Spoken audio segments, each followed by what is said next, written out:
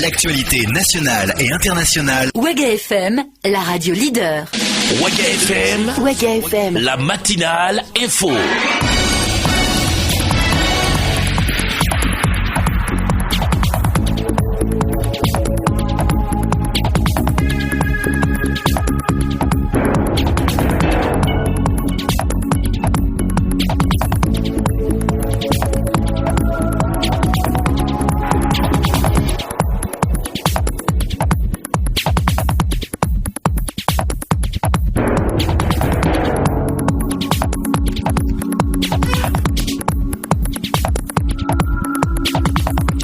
Nous sommes mercredi 3 mai 2017. C'est aujourd'hui la journée mondiale de la liberté de la presse. Mesdames, Messieurs, bonjour à toutes et à tous et bienvenue à l'écoute de cette édition du journal sur Waga FM. C'est la matinale info, les titres de l'actualité. Le monde entier commémore ce jour 3 mai 2017 la journée mondiale de la liberté de la presse. Dans notre pays, cette commémoration se fait autour du thème défis sécuritaires au Burkina, rôle et responsabilité des médias. Et c'est le Centre national de presse Norbert Zongo qui est à l'avant-garde des activités prévues à cet effet, des activités dont le lancement est intervenu hier mardi. Tous les détails dans ce journal. Et puis l'occasion est bonne pour parler de l'état des lieux de la liberté de la presse au Burkina. Le pays a un classement honorable, mais comment les journalistes vivent-ils cette réalité sur le terrain? Certains praticiens du métier s'expriment dans ce journal. Dans le reste de l'actualité nationale, nous parlerons sécurité dans ce journal avec une audience que le ministre de la Défense a accordée au responsable des forces françaises Barkhane. Le général de division François Xavier de Huillemont a parlé des actions de lutte contre les groupes terroristes avec le ministre Jean-Claude Bouda. Dans ce journal, vous entendrez le chef militaire. Un invité dans ce journal, il s'appelle Seyni Kwanda. Il est le secrétaire général du syndicat des agents du Trésor public. Le syndicat menace d'aller en grève de 240 heures. Les raisons de cet arrêt de travail annoncé sont à suivre dans cette édition. Et dans cette édition également, vous aurez droit à la chronique Le regard citoyen de Ahmed Bakiono. Si Rome ne s'est pas construite en un jour, le Burkina ne peut l'être, nous dira notre chroniqueur du jour. Mesdames, Messieurs, vous écoutez la radio Waga FM. Vous avez raison. Bienvenue à l'écoute de ce journal. Les infos sur Waga FM. Présentation Paul Miki Rwamba. Les infos sur Waga FM. L'actualité nationale. Affaire Inoussa Kanazoé, le RENLAC ou Réseau national de lutte anti-corruption, dans une déclaration parvenue à notre rédaction, félicite les acteurs de la justice, de la gendarmerie et de la presse qui ont résisté aux tentatives de corruption dans cette affaire. Le RENLAC invite tous les acteurs de la justice à résister aux différentes pressions et à traiter avec diligence cette affaire dans le strict respect des droits de la défense. Mais deux questions qui font bruit depuis un certain temps. Pourquoi le capitaine de gendarmerie Youmandia Lompo, qui avait conduit l'opération d'arrestation de l'homme d'affaires le 19 avril dernier, n'a-t-il pas mis aux arrêts celui ou ceux qui se seraient rendus coupables de tentatives de corruption portant sur des propositions allant jusqu'à 1 milliard de francs CFA? Et pourquoi l'ex-associé d'Inoussa Kanazoé, lui non plus, n'est pas inquiété dans cette affaire? Ce sont des questions qui sont posées entre autres par le collectif des avocats commis à la défense de l'homme d'affaires Inoussa Kanazoé.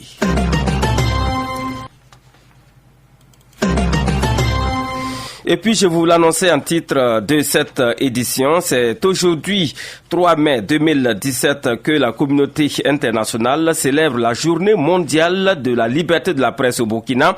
Le Centre national de presse Norbert Zongo célèbre cette journée sous le thème défis sécuritaires au Burkina, rôle et responsabilité des médias. Hier mardi 2 mai 2017, un atelier en rapport avec ce thème a été organisé ici à Ouagadougou. Le compte rendu est de Salamatou Badini. Défis sécuritaires au Burkina Faso, rôle et responsabilité des médias, c'est le thème retenu pour la célébration de la Journée mondiale de la liberté de presse au niveau national. Envisager des voies et moyens de collaboration entre les forces de défense et de sécurité, les organisations de la société civile et les journalistes face aux enjeux que présente l'information en cette période d'attaque terroriste est l'objectif recherché. Bourema Ouedraogo, président du comité de pilotage du Centre national de presse Norbert Zongo, en dit plus. Aujourd'hui, au niveau du centre de presse Norbert Zongo, nous avons décidé de retenir un thème qui a trait à notre actualité nationale, qui est lié à la problématique de la sécurité. Et le thème, c'est défis sécuritaires au Burkina Faso, rôle et responsabilité des médias. Nous avons remarqué effectivement que depuis quelques temps, avec la montée des menaces terroristes, il y a effectivement des soucis par rapport au traitement de l'information. Des soucis par rapport au traitement de l'information, et il s'agira concrètement au cours de cet atelier d'échanger sur la situation actuelle et de proposer des solutions. Il y a d'abord que nous avons demandé à l'état-major effectivement de venir nous présenter une communication autour de les principales orientations dans les efforts de lutte contre le terrorisme et pour la protection de l'intégrité territoriale. Mais en même temps, on profite de leur demander s'il est possible de faire un premier bilan par rapport à toutes les opérations qui sont menées jusque-là. Mais au-delà de ce travail-là, nous leur demandons aussi de nous dire sur quoi on peut collaborer. C'est-à-dire chacun doit pouvoir faire son travail dans le strict respect de l'éthique et de la déontologie de son métier. Nous allons aborder aussi la question de la sécurité des journalistes. Est-ce que dans le contexte actuel, la sécurité des journalistes est beaucoup plus menacée ou est-ce que les journalistes constituent aujourd'hui des cibles privilégiées? C'est aussi des éléments de réflexion sur lesquels on va discuter avec les forces de défense. Ce 3 mai, un panel toujours en rapport avec le thème de la journée est prévu. Et puis, à l'occasion de cette journée mondiale de la liberté de la presse célébrée chaque 3 mai, en vue de défendre l'indépendance des médias, Bourema Ouedraogo, président de la Société des éditeurs de la presse privée, estime que la liberté de la presse au Burkina Faso est bel et bien une réalité au regard du rang que notre pays occupe sur les plans mondial et africain.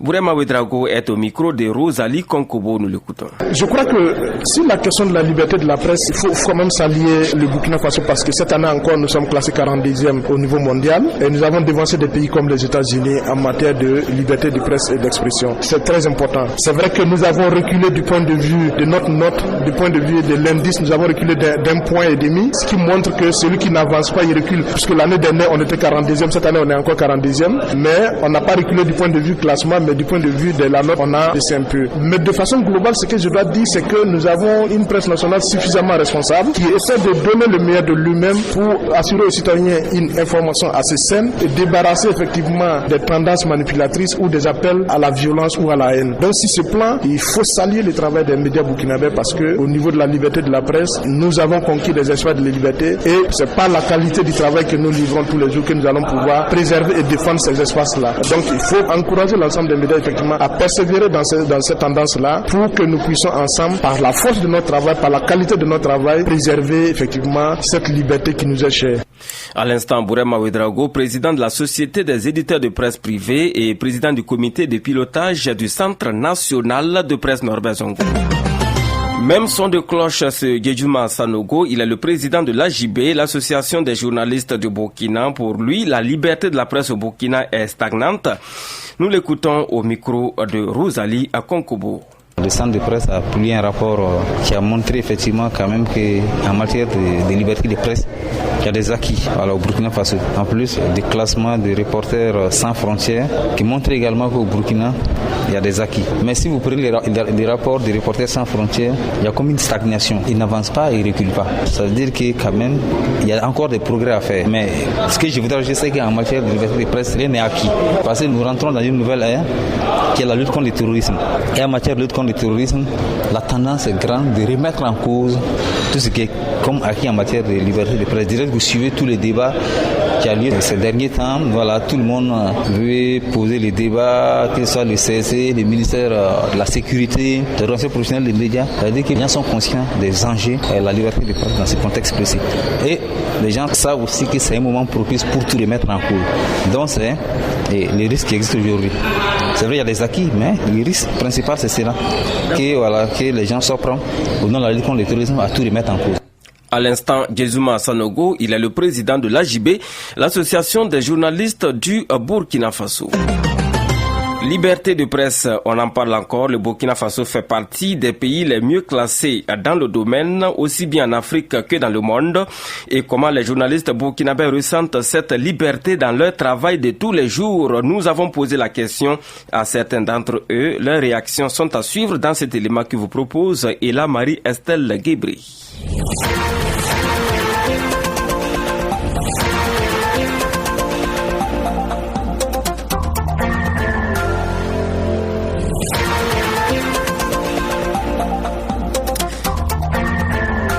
Et décidément, nous avons quelques difficultés avec ce reportage de Ella Marie-Estelle Guébré. Ce n'est que partie remise. Il vous sera proposé dès que possible. Et puis nous passons à toute autre chose à présent dans cette édition du journal sur Ouaga FM. Alors qu'il est 7h10 à Ouagadougou, je vous l'annonçais en titre, le ministre de la Défense et des anciens combattants du Burkina a reçu en audience le commandant de la force Barkhane. C'était hier mardi 2 mai 2017. Jean-Claude Bouda et François-Xavier de Huilemont ont échangé autour des questions de lutte contre le terrorisme dans le Sahel. Le compte rendu est de Gérard Sanou. Au sortir de l'audience, le responsable de la force Barkhane nous a livré les grandes lignes des échanges avec le ministre de la Défense du Burkina, le général de division François-Xavier de Huilemont. Les échanges ont porté sur évidemment la situation sécuritaire. D'abord, j'ai été très honoré d'être reçu par le ministre de la Défense en présence du chef d'état-major général des armées du Faso. Et nous avons évidemment parlé de la situation sécuritaire et de nos actions de lutte contre les groupes terroristes, puisque c'est notre ennemi commun et que la mission de Barkhane est bien d'appuyer, en tant que de besoin et en fonction des demandes, l'armée du Burkina Faso et plus largement les armées du G5 Sahel. François-Xavier de Huilemont est aussi revenu sur la récente intervention de la force Barkhane en territoire malien qui a permis de neutraliser des terroristes sans vraiment rentrer dans les détails. Alors là je ne peux pas vous répondre dans le détail évidemment, puisque tout ça fait partie du secret des opérations. J'allais dire l'ensemble. Une partie a été neutralisée, a été tuée, une partie a été arrêtée. Je crois que c'est important dans cette affaire, c'est de montrer que ça s'est passé dans la forêt de Foulsaré, donc pas loin du Burkina, mais en territoire malien, où l'armée du Burkina et l'armée malienne avaient déjà mené une opération, continuent à mener une opération pour bien montrer que aucun territoire ne peut être contrôlé par les terroristes et que les armées des pays du G5, en l'occurrence du Burkina et du Mali, vont où elles veulent, quand elles veulent, et nous évidemment, à leur demande, nous les appuyons. Dans les jours à venir, la lutte contre les groupes terroristes va s'intensifier dans le Sahel. Général de division François-Xavier de Huilemont. Ces terroristes, vous savez qu'ils ont fait une alliance entre eux. L'important, c'est que ce soit des terroristes, des groupes terroristes, et quelle que soit leur appartenance, en appui de l'armée du Faso, nous les pourchasserons. Bien sûr que toutes ces informations sont données sans précision, mais le commandant de la force Barkhane soutient que tout sera mis en œuvre pour que les populations du Sahel ne soient plus inquiétées par des groupes terroristes. Et c'est un compte rendu signé à Girassano. Revenons-en à cette question de la liberté de presse au Burkina avec cet élément de Ella Marie-Estelle Guébré qui a rencontré pour vous quelques journalistes burkinabés qui se prononcent sur la réalité de la liberté de presse au Burkina Faso dans leur travail de tous les jours. On espère que cette fois-ci sera la bonne. On écoute le compte rendu de Ella Marie-Estelle Guébré.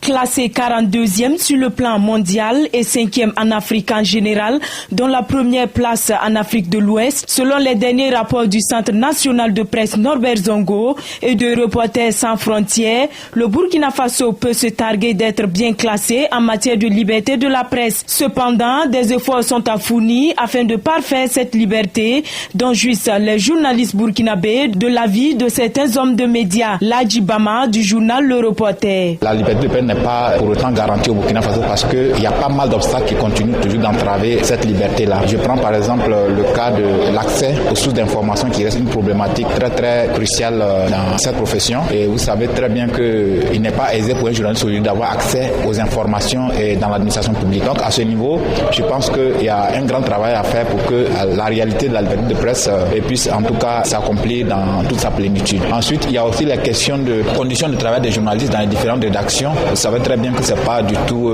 aisé pour la plupart des rédactions ici au Burkina. Il y a pas mal de difficultés, notamment matérielles et économiques, qui font que beaucoup de journalistes ne peuvent pas s'exprimer comme il se doit, tout simplement parce qu'ils sont réduits à leur simple expression. Ils n'ont pas le minimum même pour pouvoir travailler. Et quand c'est comme ça, on ne peut pas parler de liberté de presse. De l'avis de Boukari Woba du bimensuel Mutation, cette liberté de presse est une réalité au Burkina Faso. Mais dans les détails, il y a bien des choses à revoir. C'est peut-être le niveau économique de nos médias aujourd'hui qui doit nous interpeller. Vous avez constaté que depuis un certain temps, il y a des journaux qui disparaissent, notamment pour ce qui est de la presse écrite. Il est bon peut-être qu'il y ait une concertation ou un débat national à ce sujet pour savoir quelles sont les raisons qui expliquent ces disparitions de titres-là. Parce qu'une presse qui ferme, ce sont des voix qui s'éteignent. Il faut noter que la journée mondiale de la liberté de la presse sert aussi de rappel au gouvernement sur la nécessité de respecter leurs engagements en faveur de la liberté de la presse. Elle est également un moment de réflexion pour les médias professionnels sur les questions relatives à la liberté de la presse et à la déontologie, de soutien pour les médias qui font l'objet de restrictions ou dont la liberté d'expression est muselée.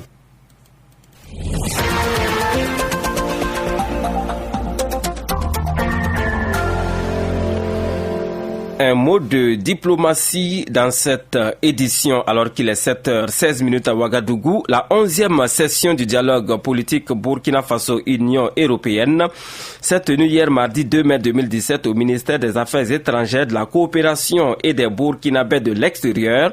Cette rencontre qui a réuni d'un côté le ministre Alpha Bari et quelques-uns de ses collègues et d'autre côté Jean Lamy, chef de la délégation de l'Union européenne, et ses collaborateurs a permis aux deux parties d'échanger sur l'état de leur coopération. Le compte-rendu est de Aimé Sabadougou. Pendant 3 heures, la partie burkinabé et celle de l'Union européenne ont échangé autour des questions de la sécurité, de l'environnement régional, de la situation sociopolitique au Burkina Faso, ainsi que sur la gouvernance économique et sociale. À la sortie de ces échanges, le ministre des Affaires étrangères, de la coopération et des Burkinabés de l'extérieur évoque les attentes de la partie burkinabé. Alpha Bari. D'abord, l'engagement de l'Union européenne à appuyer le Burkina Faso à travers différents programmes qui sont déjà mis en œuvre et certains sont à venir pour investir dans différents secteurs de développement au niveau des frontières, mais également sur les questions de police, de formation des gendarmes, d'agents de sécurité. Donc il y a tous ces volets-là.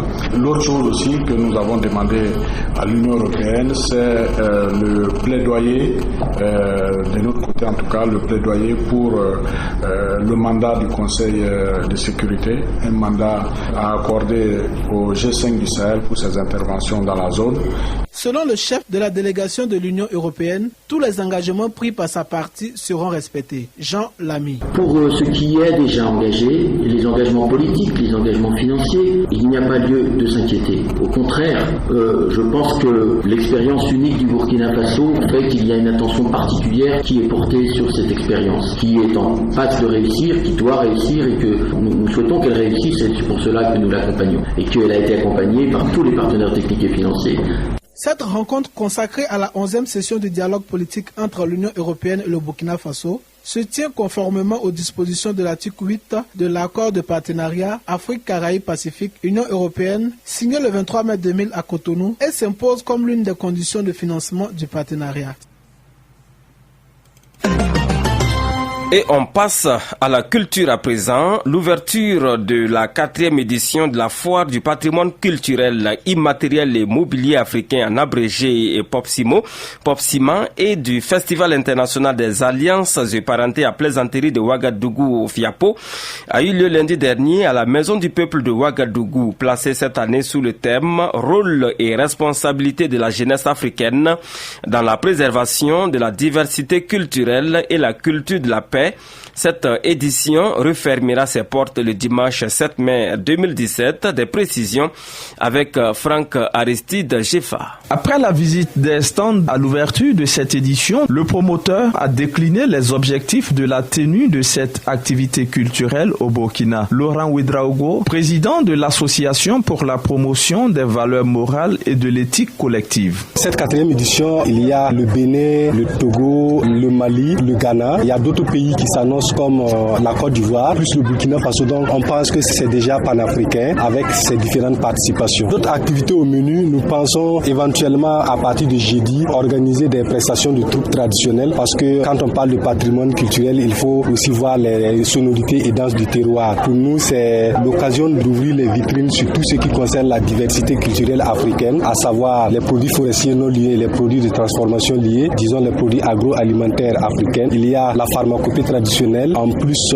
des mets locaux, tout ce qui est l'artisanat d'art africain. C'est ouvrir les vitrines sur les éléments du patrimoine culturel africain et en même temps créer un nouveau marché panafricain où les acteurs des différents secteurs d'activité, de même que le public. Laurent Ouedraogo a aussi invité les différents acteurs et les populations à s'approprier cette activité qui doit, selon lui, refléter l'identité culturelle sous-régionale en général et du Burkina Faso en particulier. On pense qu'à une 4e édition, on est toujours en train de marquer nos pas vers la maturité. S'il y a en tout cas de l'engouement, si les acteurs des différents secteurs s'approprient la chose, si le public s'approprie la chose, nous pensons que nous allons pouvoir grandir. Les innovations majeures, c'est peut-être l'honneur que nous faisons à la jeunesse, que les jeunes puissent être justement en avant-garde pour la pérennisation de tout ce que nous avons vu, de sorte que la jeunesse puisse consommer les produits africains. Et en cela, nous disons, il faut consommer burkinabé, il faut consommer africain. C'est par là que nous allons pouvoir nous développer. Soulignons que des pays comme l'Inde et le Pakistan prennent part à cette 4e édition.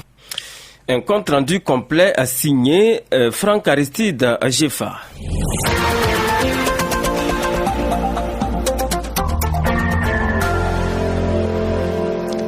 Et quelques brèves dans ce journal. Il était prévu ce jour, mercredi 3 mai 2017 à 9h, une rencontre entre l'Assemblée nationale du Burkina Faso et l'unité d'action syndicale pour des échanges autour de la proposition de loi sur le droit de grève au Burkina Faso.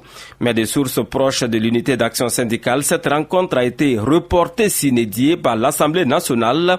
La même source indique déjà que l'unité d'action syndicale reste unanimement mobilisée et attend de pied ferme toute velléité, d'où qu'elles viennent, de remise en cause des libertés politiques, syndicales et de presse.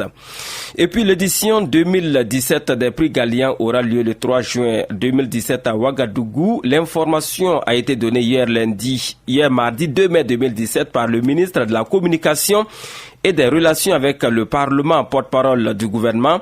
À l'occasion d'une conférence de presse qu'il a animée ce mardi, Rémi Danginou annonce par ailleurs que le montant de l'enveloppe allouée à chaque lauréat est passé de 500 000 à 1 million de francs CFA.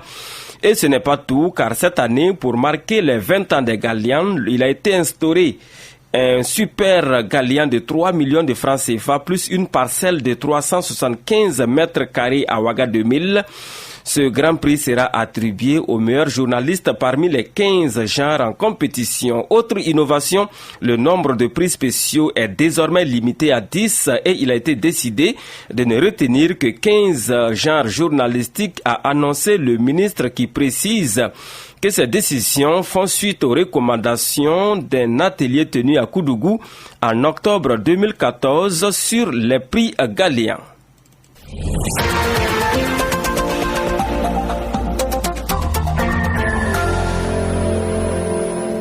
Mesdames, Messieurs, vous écoutez le journal de 7h sur Ouaga FM. Il est 7h23 à Ouagadougou. Nous passons à présent à l'invité de cette édition. Ouaga FM, l'invité du journal. Et notre invité du jour est le secrétaire général du syndicat autonome des agents du Trésor public. Les travailleurs de la dite institution réunis autour de leur syndicat vont observer une grève de 240 heures à partir du 8 mai 2017. Salif Kabouré a rencontré pour vous le secrétaire général du syndicat, Seyni Kwanda, est l'invité de cette édition. Nous l'écoutons. Monsieur Seyni Kwanda, bonjour. Bonjour. Vous êtes le secrétaire général du syndicat autonome des agents du Trésor public. Vous avez dans un premier temps entamer un sit-in pour demander au gouvernement la satisfaction de votre plateforme revendicative. Ensuite, vous projetez une grève de 240 heures à partir du 8 mai prochain. Quel bilan peut-on tirer du sit-in que vous avez organisé? Nous avons depuis 2016 déposé une plateforme revendicative de 31 points à l'administration pour les préoccupations liées aux travailleurs du Trésor. Depuis cette date jusqu'à janvier, nos préoccupations n'ont pas connu de satisfaction de la part de l'administration. C'est à l'issue de ça que le Bureau national a entrepris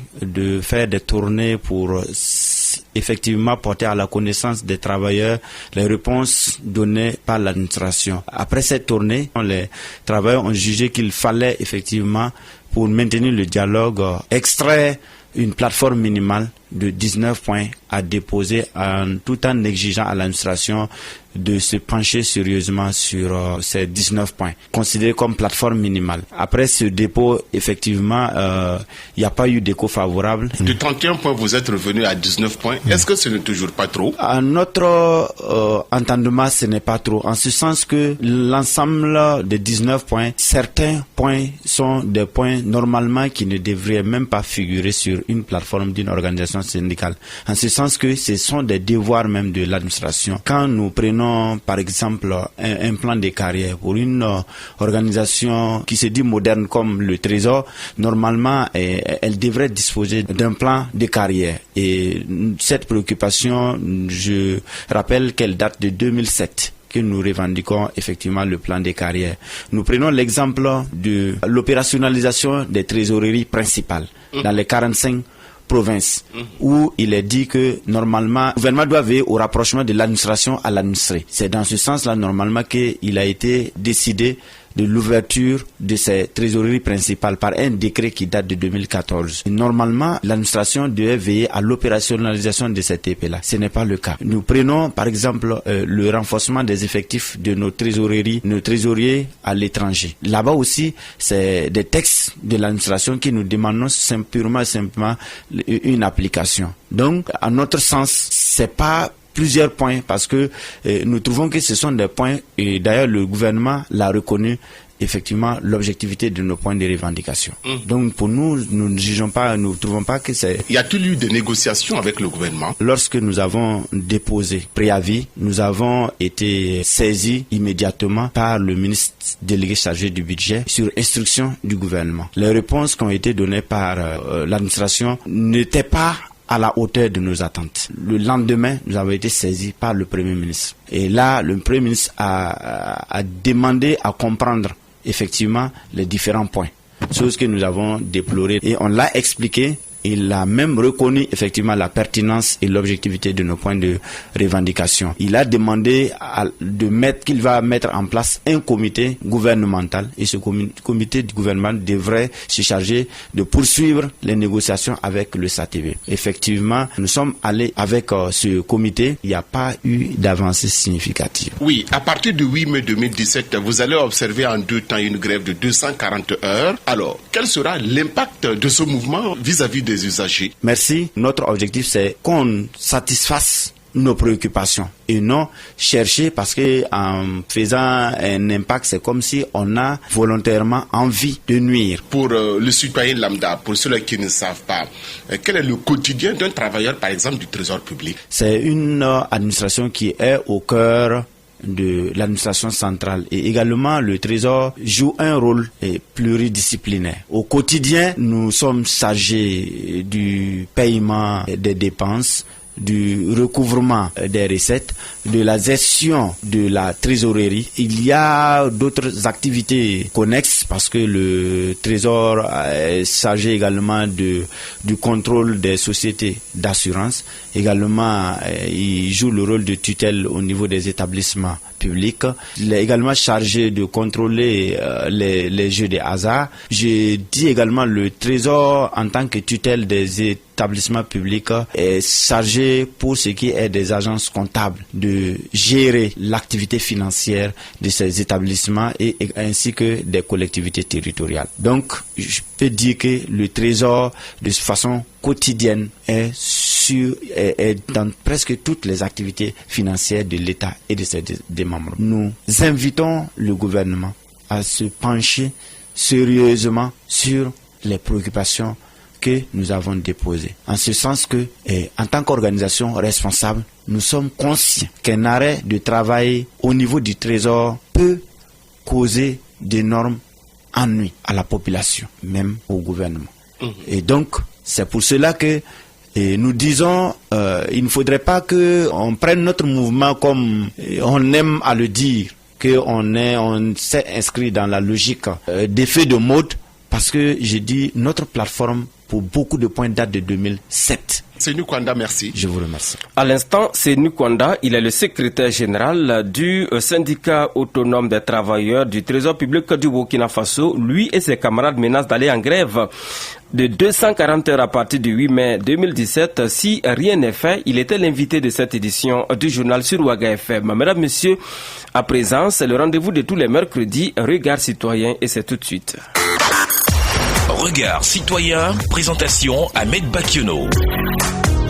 Et c'est Ahmed Bakiono qui s'installe cette semaine. Notre chroniqueur se pose la question: si Rome ne s'est pas construite en un jour, le Burkina ne saurait l'être. Nous l'écoutons. Bienvenue à ce nouveau numéro de Regard citoyen. Si Rome ne s'est pas construite en un jour, le Burkina ne peut l'être. Si la termitière vit qu'elle ajoute la terre à la terre, disait l'homme de lettres burkinabé Maître Passeri Titenga Frédéric, ça devrait être le cas pour la construction d'un pays. Dans l'édification du Burkina, chaque régime politique de 1960 à nos jours a apporté sa pierre dans l'édification de la nation burkinabé. De toute évidence, de par le monde, aucun apatride ne cherche à prendre le pouvoir. Ceux qui le cherchent ont pour vocation de développer le pays. Qu'ils n'y parviennent pas ou qu'ils commettent des erreurs, c'est dans l'ordre normal de l'œuvre humaine. Le débat politique qui doit être celui des idées est une chose. Le développement économique et social en est une autre. La preuve par 4 est en train d'être administrée par une série de spots télévisés diffusés actuellement sur la RTB Télé, vantant les progrès du pays des hommes intègres dans les domaines des infrastructures hydrauliques,